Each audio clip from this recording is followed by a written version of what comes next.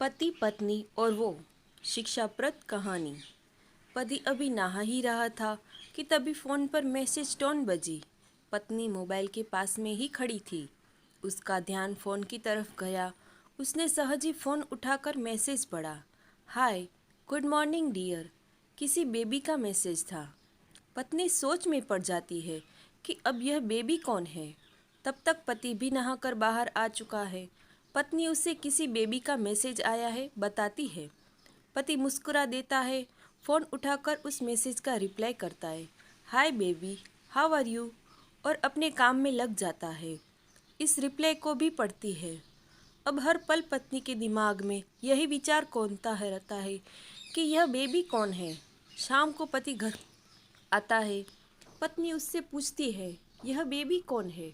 पति जवाब में सिर्फ मुस्कुरा देता है और फिर से अपने काम में लग जाता है। 2-3 दिन बीत जाते हैं। उस विचारों ने कभी तक पत्नी का पीछा नहीं छोड़ा था और फिर से पति के मोबाइल पर फिर एक बार बेबी का मैसेज आता है, आज तो मिलोगे कि नहीं, तुम्हारी बहुत याद आ रही है। इस मैसेज ने आग में घी का काम किया। पत्नी का शक और भी ज़्यादा पक्का हो गया। बीच बीच में ऐसी मैसेजेस का आदान प्रदान होता रहता और पत्नी के मन में शक की जड़ें और गहरी होती गई। पत्नी पूछने पर भी जवाब में सिर्फ मुस्कुरा के और कुछ नहीं कहता। यह शक गुस्सा बनकर तब ज्वालामुखी की तरह फट पड़ता है जब एक दिन उसे अपने पति की जेब में सिनेमा की 2 टिकटें मिलती हैं। पत्नी अपने पति से बहुत झगड़ती है। पति उसे समझाने की कोशिश करता है लेकिन वह कोई भी बात सुनने को तैयार नहीं है। पति को भी उस पर गुस्सा आ जाता है और यह झगड़ा और भी ज़्यादा बढ़ जाता है।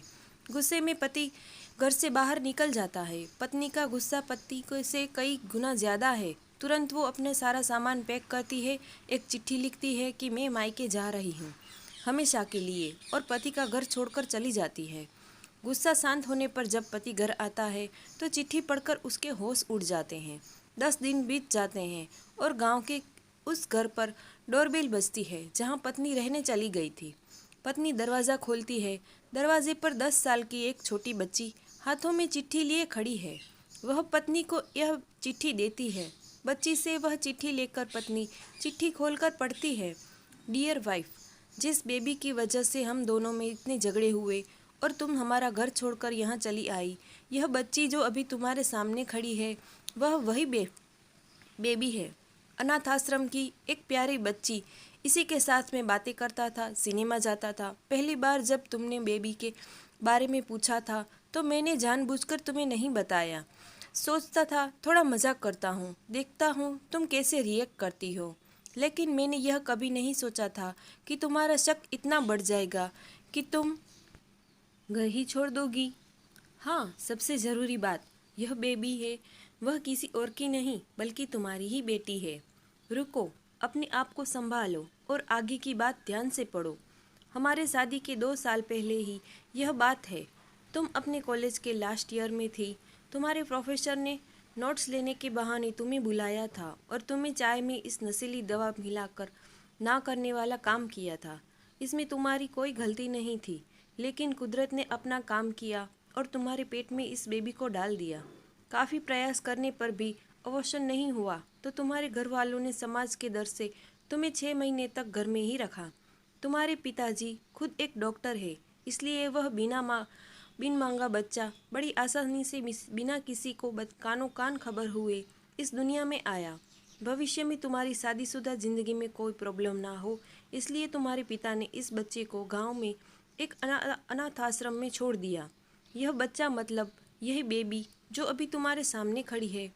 अगर कभी भी विश्वास नहीं हो रहा है तो इस बच्ची के गाल वो तिल देख लो जो शायद तुमने उसे आखिरी बार रोते हुए देखा होगा, या फिर अपने पिताजी से पूछ लो।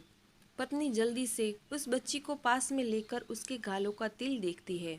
उसका मन भर आता है। उसकी आंखों में आंसू आ जाते हैं, लेकिन अभी भी चिट्ठी बाकी है, इसलिए वह आगे बढ़ती है। मुझे पता है अभी तुम्हारे मन में यह सवाल उठ रहा होगा कि यह सब मुझे कैसे पता। तुम्हें बता दूं कि यह सब तुम्हारे खुद के पिता ने ही अपने मन में उठ रहे पश्चाताप को शांत करने के लिए शादी के 1 महीने पहले मुझसे मिलकर सारी बात मुझे बताई थी। उन्होंने यह भी कहा था कि अगर मैं चाहूँ तो शादी से इनकार कर सकता हूँ।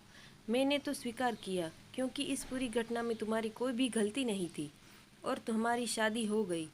तुमने मुझे बहुत प्यार दिया, लेकिन तुम्हारे पिता से बेबी के बारे में जानने के बाद मैं उसे मिले बिना रह नहीं पाया।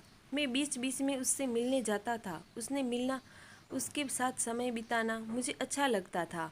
कितनी प्यारी बच्ची है, बिना किसी गलती के क्यों सज़ा भुगते। बस इसलिए मैं उसे थोड़ी सी खुशी देने की कोशिश करता था। बस मुझे इतना ही कहना था। अब अगर तुम फिर से अपने घर आकर मेरे साथ रहना चाहो तब और सिर्फ अपनी गैलरी में आ जाओ। तुम्हारा और सिर्फ तुम्हारा डियर पति। बिना एक क्षण की भी देरी के पत्नी दौड़कर गैलरी में पहुंची और रास्ते पर उसका पति एल खड़ा था। उसके चेहरे पर मुस्कान थी।